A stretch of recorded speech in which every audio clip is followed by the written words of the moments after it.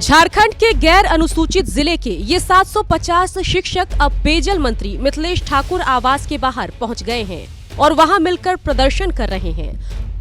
दूर दराज के जिलों से मंत्री आवास पर आए इन शिक्षक अभ्यर्थियों के सामने मंत्री जी ने क्या कहा, जरा सुनिए। उम्मीद पर आई नहीं बड़ भैया ही तो हम काहे नहीं हाथ जोड़ सकली बड़ भैया सर हाथ जोड़ के गोड़ पड़ के गढ़वा से सर हम लगाए हैं, लेकिन अब आखिरी हमको आप ही नियुक्त कराइए भैया, रिजल्ट आप ही दिलवाए। कोई आप लोग को बता देते हैं कि अगर कोई रास्ता होगा हम कोई कोर कसर नहीं छोड़ेंगे। कोई रोक हम लोग पर सर नहीं है, गढ़वा से आए सब 3 साल से फंसे हैं। जान रहे सब। अरे भाई कम बात किए हम आज एसएससी में बात जी, आप ही के कहने से रिजल्ट भी दिया सर।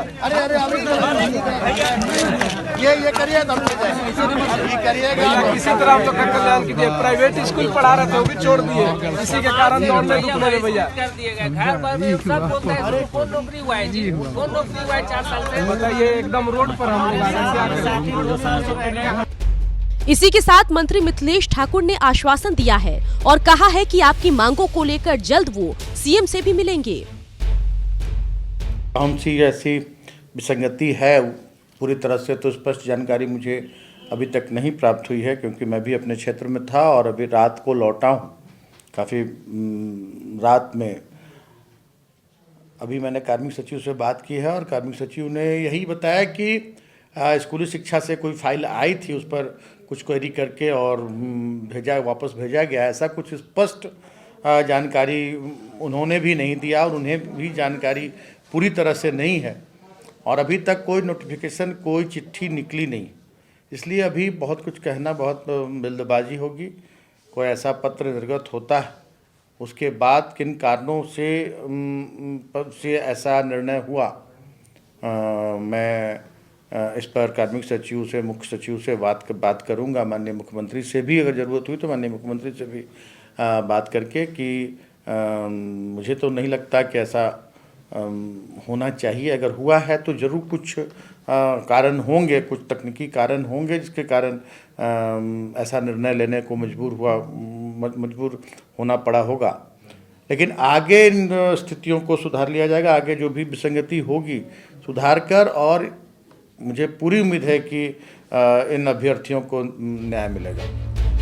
अब जब इतनी बड़ी बात हो गई तो विपक्ष कैसे चुप रहता। शिक्षक के पैर पर गिरने के मामले में बीजेपी के मंत्री आदित्य शाहू भड़क गए और कुछ ऐसे भड़के कि कड़े लफ्जों में कह दिया कि ये ऐसे मंत्री हैं जो शिक्षकों से पैर पकड़वाते हैं और ये बड़े पाप के भागीदार हैं। ये चुनाव से पहले ये लोगों ने घोषणा किया था कि हमारी सरकार बनी तो 1 वर्ष में हम 5 लाख युवाओं को रोजगार देने का काम करेंगे। लेकिन दुख का बात यह है कि जो पूर्ववर्ती सरकार ने जिन युवाओं को रोजगार देने का काम किया था, उसको भी नियोजन नीति को रद्द करके इन लोगों का रोजगार को छीनने का काम किया है। ये बहुत बड़ा एक तरह से समझिए कि पाप किया है। और जो युवा जब मंत्री जी का पैर पकड़ रहे हैं, वो मजबूर होकर उनका पैर पकड़ रहे हैं। माननीय मंत्री जी को पैर पकड़वाने में बहुत आनंद मिल रहा है, खुशी महसूस हो रही है।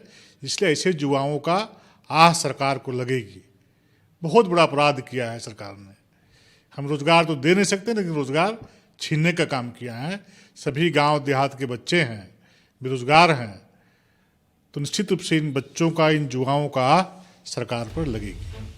ऐसी परिस्थिति में भी अपनी रोटियां सेकने वाले मंत्रियों को छोड़ दें तो देखना ये होगा कि कब इन शिक्षकों को नियुक्ति पत्र मिलेगा या फिर मंत्री जी की ये दलील भी बीते 3 सालों की तरह खोखली ही रह जाएगी।